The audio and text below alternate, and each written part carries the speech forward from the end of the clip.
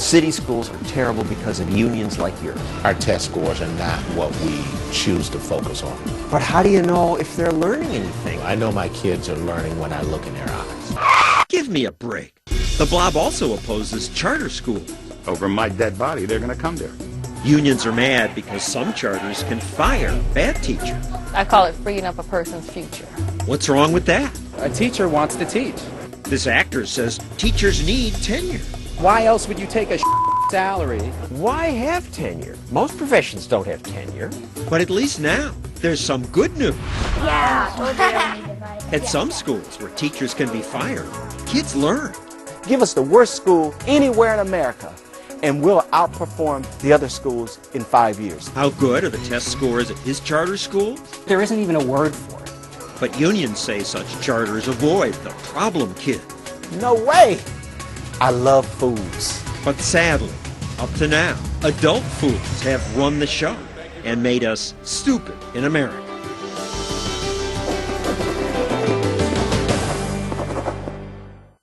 School spending has tripled over the past 40 years. We now spend much more than other countries, but what do we get? Fancier schools, more assistant principals, but student learning?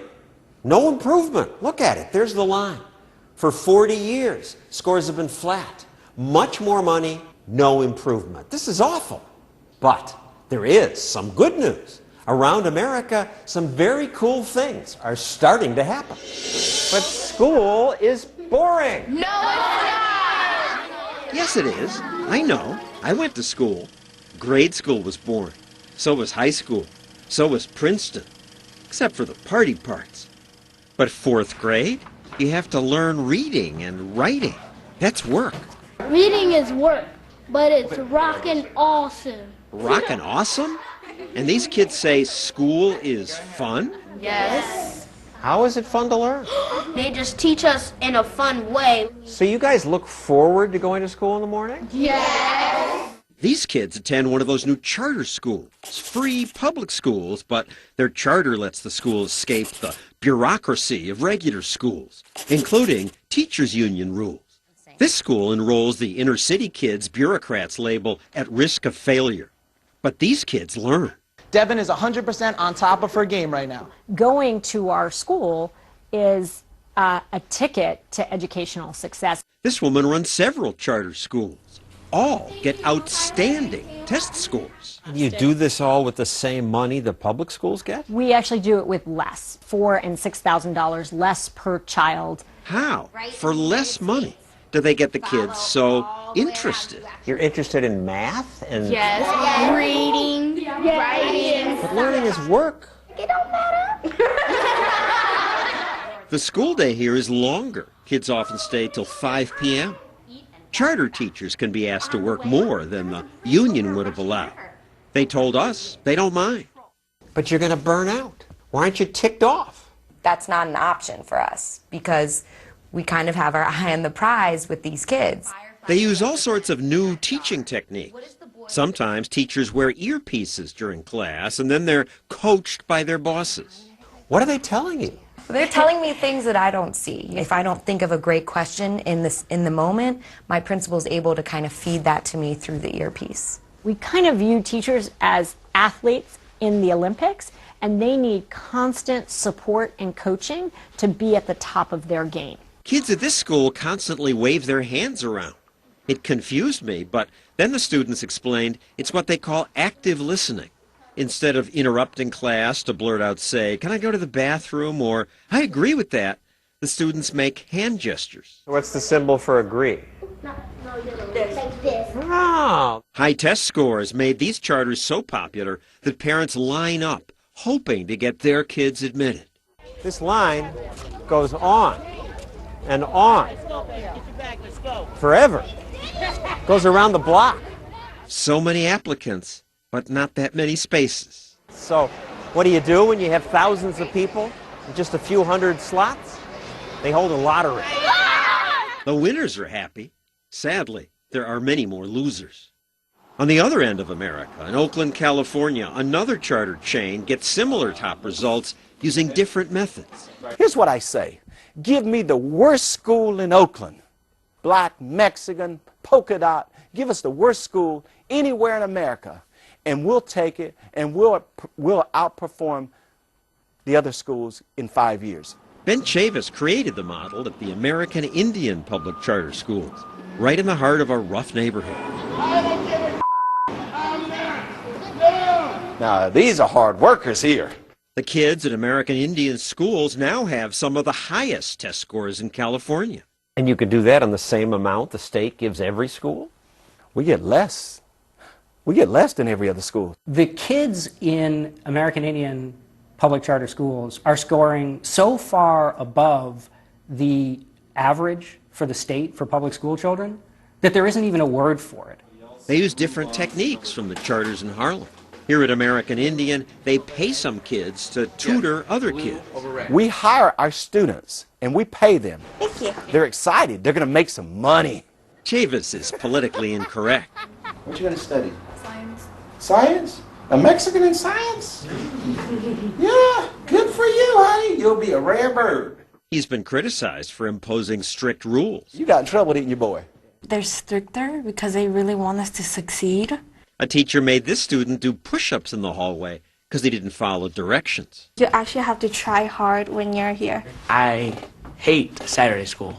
Oh my God. My other school, we didn't have as much homework. We had like 1 page of homework, but then here we have 6 subjects of homework. And then the teachers were a lot nicer, and here they're a lot meaner. Meaner, and yet no student's been expelled since the school began in 2000? No way! I love fools.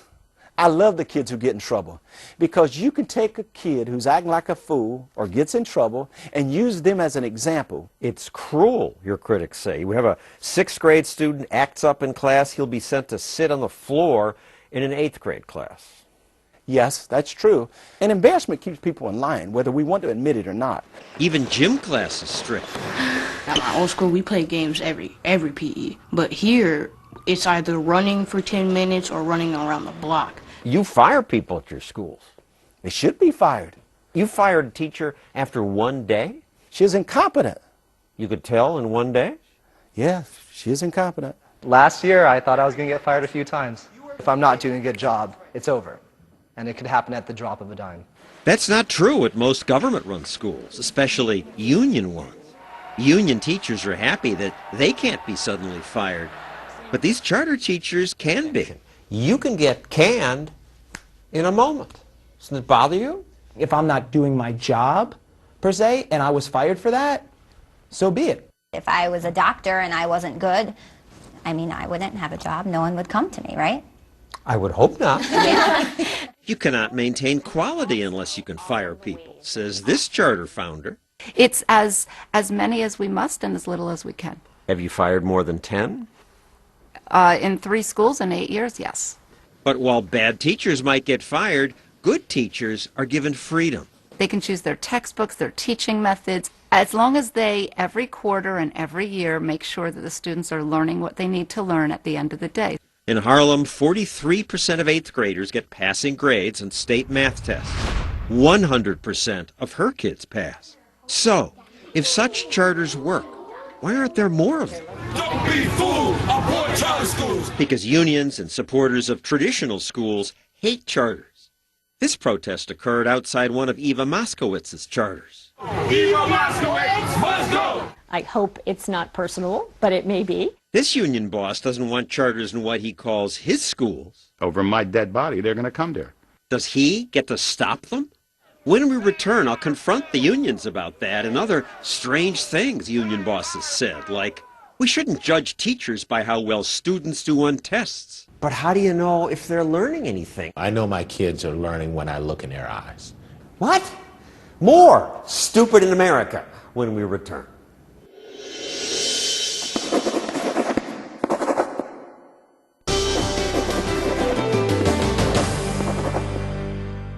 Those great new charter schools we showed you, I just wish there were more of them, more competition, because competition makes everybody better. But there are some people who don't like my saying that. Shame on you! Shame on you! The teachers union, 5 million members strong. Shame on you! Shame on you! This group is mad at me. We are here to demand an apology from 2020's John Stossel.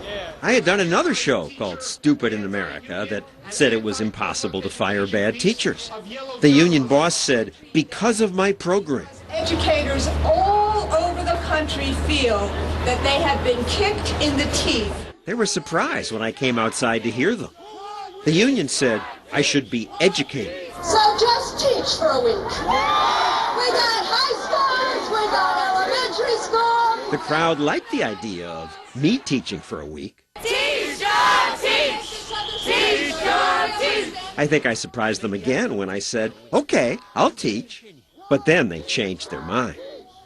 Union President Randy Weingarten won't talk to me anymore, but two other union bosses did. Joe Del Grasso, head of Newark's Teachers Union, and Nathan Saunders of Washington, D.C.'s. City schools are terrible because of unions like yours. Well, I would disagree. We have progress as a result of unions. 3 days before, Saunders led this protest march to complain about plans to pay teachers based on how well their students do on tests.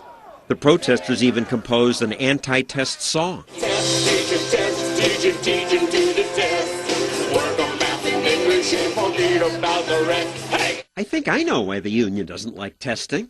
Your results are awful. They're among the lowest in the nation. You make an argument that it's the lowest in the nation based upon the test scores. Now, I would say that ours can get better, but I would say that ours are... Your predecessors, the unions, have been saying that for years. I think the unions have a pretty strong history of advocating for high-quality public education. But not achieving it. Higher test scores are not what we choose to focus on. We choose to focus on teaching kids. But how do you know if they're learning anything if you don't test them and compare? I know my kids are learning when I look in their eyes. The protesters had celebrity support. Actor Matt Damon. He was asked by a woman from Reason TV about the rules that make it hard to fire union teachers. In acting, there isn't job security, right? Why isn't it like that for teachers? You think job insecurity is what makes me work hard? Well, you have an incentive to work harder, but if there's I job wanna be an security... actor. It's not an incentive. That's the thing. So you take this MBA-style thinking, right? MBA-style. Business school ideas. Well, yes. Charter schools, vouchers, even Obama's race to the top are based on the idea that competition's good. If kids are free to take their school money to any school, competition among schools, including for-profit chains, will force all the schools to get better or go out of business. The best schools will expand. But the unions don't like that market competition. There's a profit motive behind all of this extra testing. We need to get the corporations out of the schools. The union says school choice would enrich corporations, but further impoverish poor teachers. Business types of every stripe are suddenly concerned over greedy teachers and the riches that they earn. Teachers paid enough? No. But you got some teachers making over $100,000 a year. And they aren't making enough. Matt Damon agrees with that. His mom's a union teacher. A teacher wants to teach. I mean, why else would you take a salary and really long hours? Teachers make a salary? Well, maybe to Matt Damon. But today, American teachers make more per hour than accountants, nurses, architects. I can guarantee you this. It's not about the money. Kevin Chavis is a former D.C. politician. When I was chairman of the Education Committee on the D.C. Council, I gave the school system $300 million new dollars. Teachers got more money than ever to educate 10,000 fewer kids, and the test scores went down. Now, what they did do, they grew central office.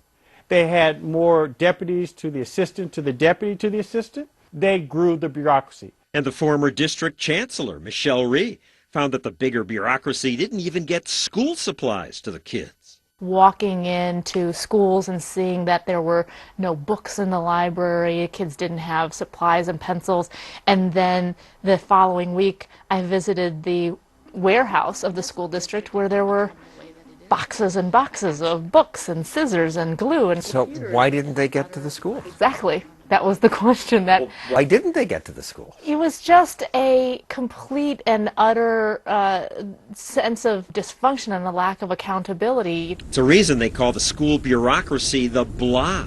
It's like this blobby Jabba the Hutt thing that can't be budged.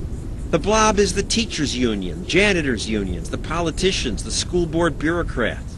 And if you try to make it change, the blob says, we don't do that here. We have to requisition downtown. We got to get 4 or 5 people to sign off. The deputy director of curriculum has to say this is okay. It's crazy. Both union leaders escaped that bureaucracy. You went to private school. That's correct. It kind of made me feel that I had better do pretty good in that school or else. I'll confront the union bosses when we return. Why can't other people have the choice they had? Also, why does it cost $250,000 to fire just one union teacher? What's wrong with these people?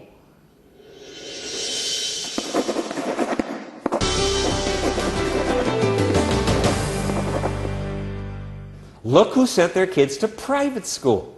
Nancy Pelosi, Hillary Clinton, Al Gore. The people who are making the rules already have choice.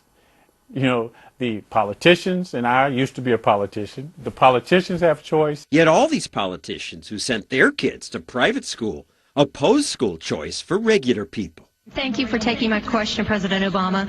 I wanted to know whether or not you think that Malia and Sasha would get the same high-quality, rigorous education in a D.C. public school. If I wanted to find a great public school for Malia and Sasha to be in, we could probably maneuver to do it. But apparently, he didn't want to. The president now sends Sasha and Malia to Sidwell Friends. It's the same school the vice president's grandkids attend. Tuition, $32,000 a year. And the union leaders? You went to private school. That's correct. I graduated a Catholic high school. Joe Del Grasso is head of Newark's teachers union. He's a tough negotiator.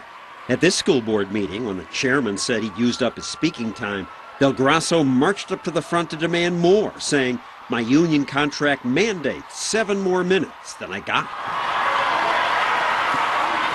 The rigidity of this stupid union contract is why the kids suffer. Your union is the problem. I think you know better than that. Del Grasso opposes letting kids escape his rules by, say, allowing them to attend charter schools in existing school buildings. Over my dead body, they're going to come there. I'm going to be there and physically try and stop them. There's certain things that don't mix. Oil and water, you can't emulsify them. There's no room? There aren't these half-empty schools? There's not half-empty schools. Del Grasso says charters favor rich kids. But Newark Public Schools spend almost $400,000 per classroom. The charters get less. Not that much less. But they get less. It's hardly the rich versus the poor. Happy for them. We don't want them. Then let them into your schools. Don't want them in our schools. Why should they be? You're not happy for them then. Well, listen, does Fox and CNN, are they in the same building? I don't think so. But Fox and CNN can't banish the competition. Competition's good. Competition is why we have Fox, CNN, and MSNBC. When you have a choice of what channel you're going to watch or what school you attend, competition makes things better.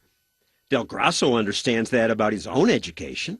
My mother paid for me to go to it, and it kind of made me feel that I had better do pretty good in that school or else. So it sounds like you're arguing against the unionized public schools. I'm not arguing against them. Most of the independent schools are still Catholic schools doing a great job for less than half the money you spend. No, I wouldn't say that. $17,000 versus $5,000. John, tell them to have another bingo game and get it over with. Catholic schools fire bad teachers, but government-run schools really can't because teachers get tenure. Why have tenure? Most professions don't have tenure. When you went into organized crime, you got to be a made person. There was like a ceremony, but nothing getting tenure, which is a nice thing. And it's kind of like organized crime. You're in forever unless you die or are killed. Well, there's that perspective of it. You're a good teacher. There shouldn't be a problem with it. Well, here's one problem. Not every teacher is good. Some are really lousy. It's impossible to fire these tenured teachers. But why? Because there are a million steps. No, there aren't. There's only one. It's not one step. It's all these steps. Let's see. This is the list of steps required to fire a teacher in my town. This is why most principals don't even try. They look at the list of appeals, like this one, and just give up. Or they push the worst teachers to transfer to another school. That's such a common way to avoid these rules. There's even a name for it, the dance of the lemon. It would be funny, except these rules leave some kids stuck with terrible teachers.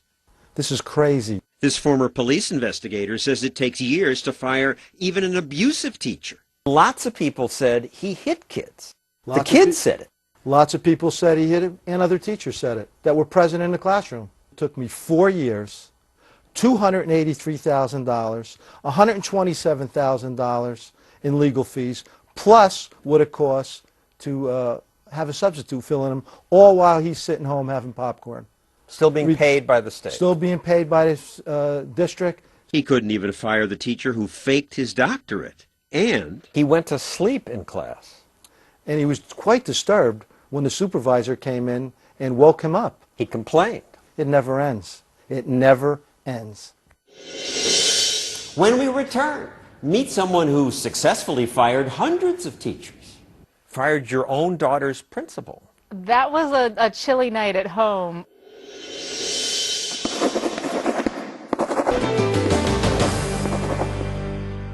As we've seen, education in America is a mess. What will fix it? Who might fix it? Somebody needs to fix it! You can do it! Oprah thinks this woman can fix it. Thank you, Michelle. I'm rooting for you. Michelle is Michelle Rhee. Michelle Rhee, as acting chancellor. 5 years ago, Mayor Adrian Fenty picked her to manage D.C.'s schools. You had never run a school system before. I had never run a school before, and that's why people thought that Adrian Fenty was nuts. You know, I was a 37-year-old girl from Toledo, Ohio. And people said, what? Who? Yeah. People said he's lost his mind. Her friends said she'd lost hers. I have 2 kids, 2 daughters, 9 and 12, and I put them in the D.C. public schools. The schools were a disaster. Test results among the worst in America.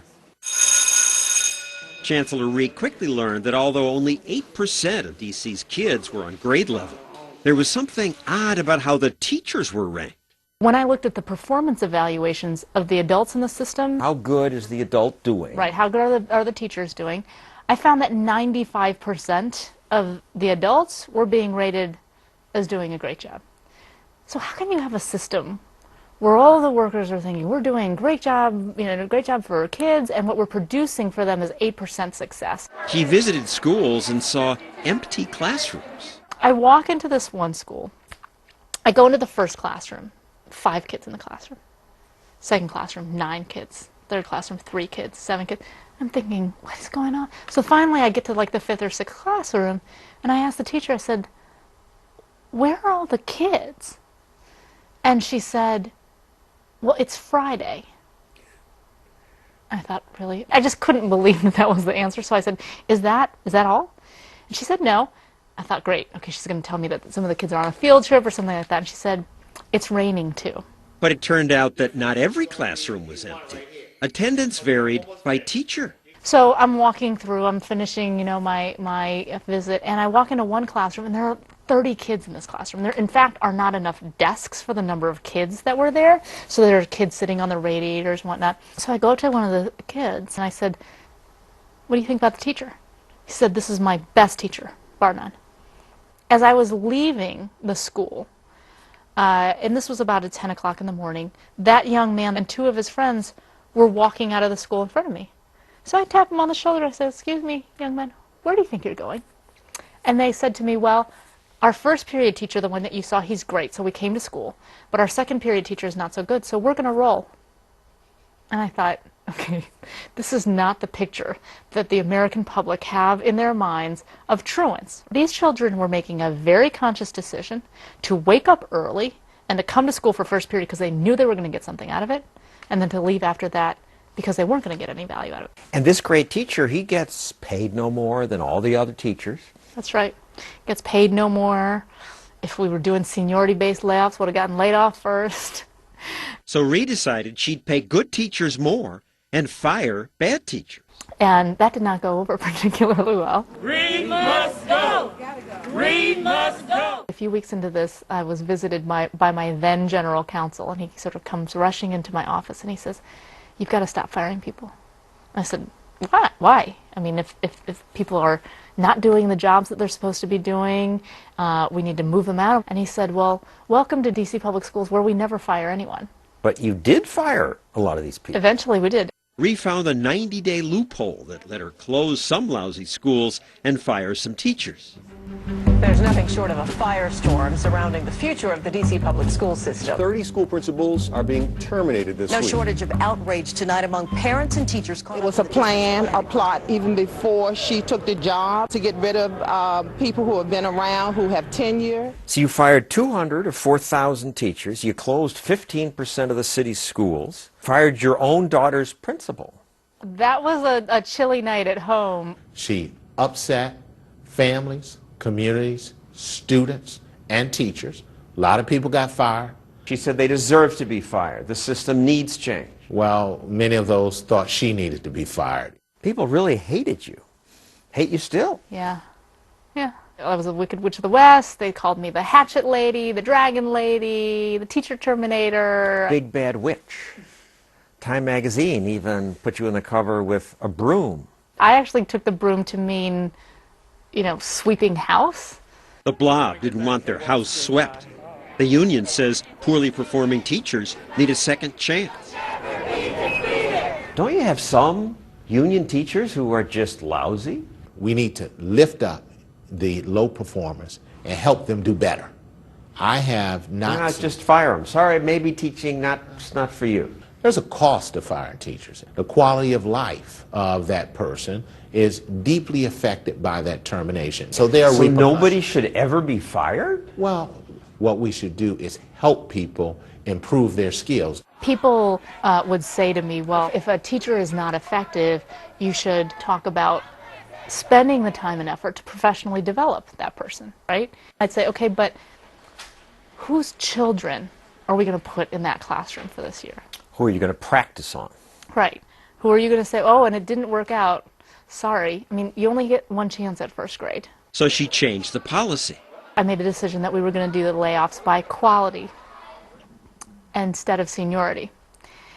And this really upset the apple cart, and people, you know, were protesting. Why would it upset the apple cart? It's just common sense to do it by It's common quality. sense to you and me, but it was absolutely counter to what the district had always done. It's the way that unions operate, right? I mean, seniority sort of It just cheats the good young teacher. Don't they get mad? Forget the young teachers first. It cheats the kids. Kids were a little less cheated under Ree.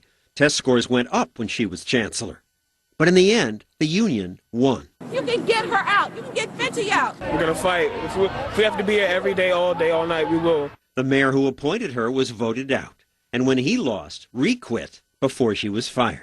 Michelle Ree becomes a casualty of D.C. politics. So Ree lost in D.C. But elsewhere in America, all sorts of new schools are succeeding. And exciting things are happening.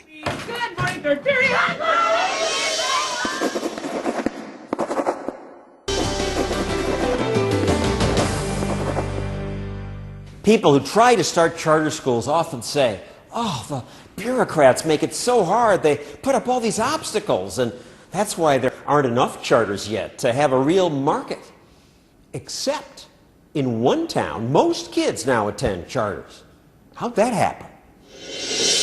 Hurricane Katrina on track to make a direct hit on the low-lying city of New Orleans. It happened because of a hurricane. And all eyes on New Orleans, not only a famous city, but below sea level. This entire area will be underwater.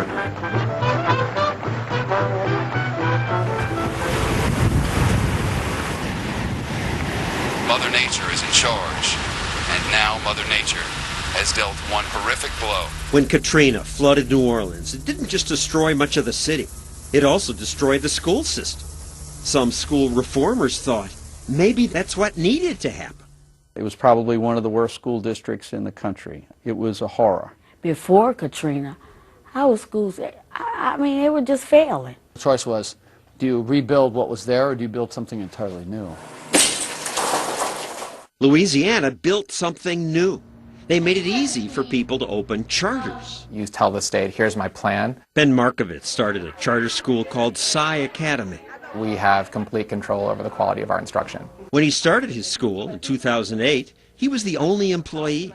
He drove his car around New Orleans until 3 in the morning, putting up signs, advertising his school. And you see this number right here, that was my cell phone. He had to advertise because students had to choose to go there. They didn't just get sent here because they lived nearby. We were putting these up everywhere. He even went to people's houses to recruit. Living in New Orleans, we've never had that. Her son Reggie goes to Psi Academy. He came out and he interviewed, he talked to me, then he talked to Reggie, and he was explaining to him about the hours and academics and stuff. When the school opened, only a third of the students were proficient on state tests. I know half of them didn't know how to read. Now Psi Academy's test results are among the best in the city, even though the school itself is just a bunch of trailers. There's a plan in my mind to have a permanent building, but if you walk into a school and the first thing they tell you are complaints about their facilities, they're probably not focused on the right things. How did Psi Academy do it? Pencils down, please. Good morning, Director. Well, teachers have to perform because the principal can fire at will. Yeah. We have at-will contracts at the school. Sharon Clark runs another New Orleans charter, and she too fires the weakest teachers. I call it freeing up a person's future. The charter law also allows parents to fire a school. If they don't like this school, they can send their kid to another. Sharon needs to work hard because she worries about losing her charter. Yes, every day, sir. Good morning, class of 2013. Good morning, Miss Hollow. That competition drives schools to try different things, like this morning ritual at Psi Academy. Who are you? A scholar. My education is my future, and the future is now. Why are you here? This seems a little cult-like, and some kids didn't take it seriously. But something worked. Oh, it is a major difference. Since he's been here, he's become more responsible, thinking. Even though I didn't like the school at first, as I went to school, I started to want to go to college more because I saw how important it was.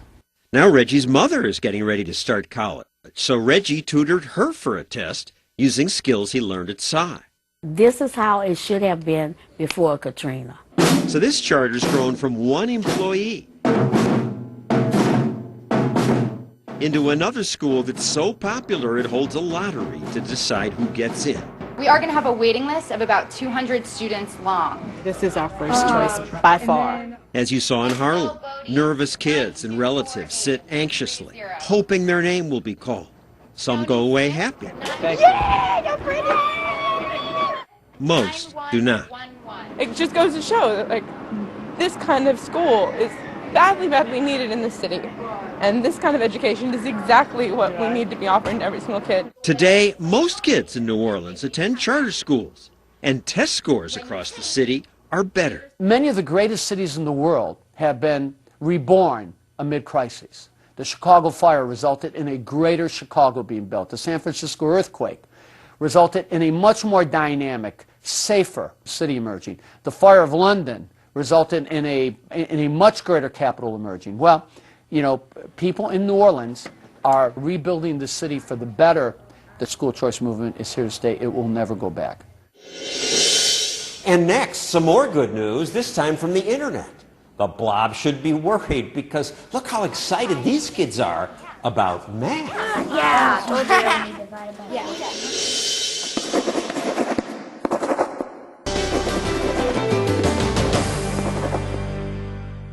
Do your kids have a good teacher? How do you know? Maybe the teacher next door is better. Maybe there's a better teacher in another state. Maybe there's a world's best teacher or several. Wouldn't it be great if your kids could have that teacher? Well, today, yes, you can. Yay, I got it. Woo! Yeah. These kids are this excited about a math website. It's amazing. -4, -4, and we are done. It taught me a lot of things. 5 years ago, hedge fund analyst Sal Khan created videos like these to tutor his cousin, That worked out well, so then I started tutoring her brothers and more cousins and all the rest, and I had to do the same lecture over and over again. So I had a friend who said, hey Sal, why don't you put some of your lectures on YouTube? I decided to give it a shot.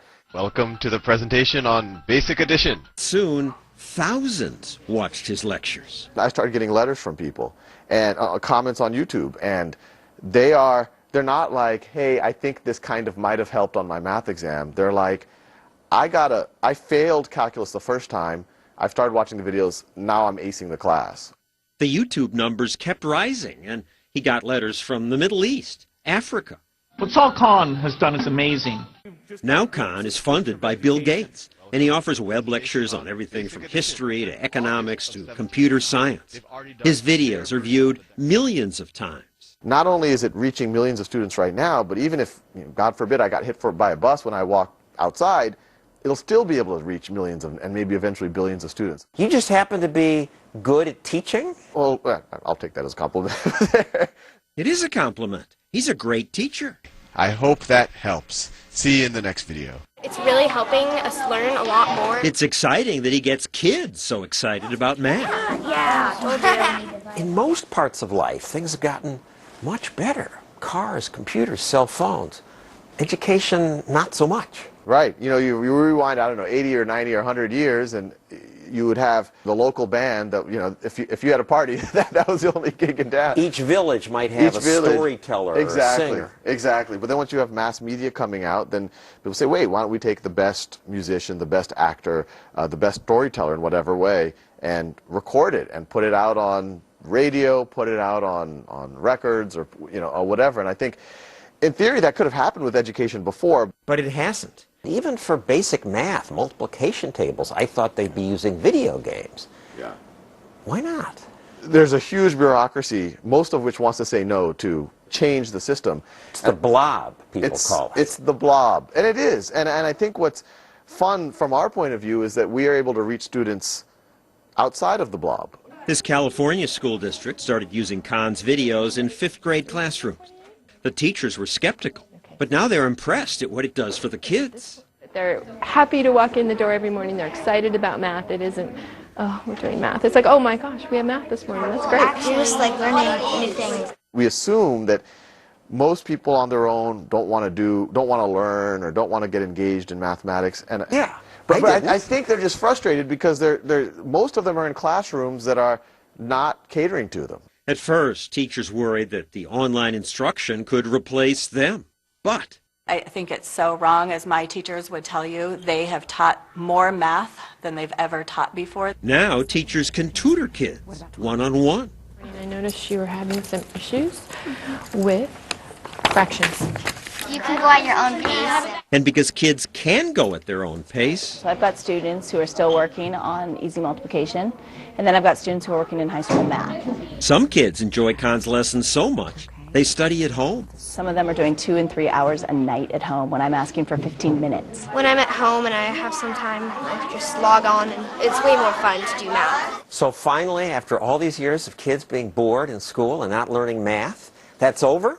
I think it might be. Hope so. If it happens, it'll be thanks to those online classes, or the charter schools, or other experiments that break out of the union-dominated government monopoly. Let 1,000 flowers bloom. It's competition that's given us better medicine, transportation, technology, everything. Don't our kids deserve that too? That's our show. I'm John Stossel. Thanks for watching.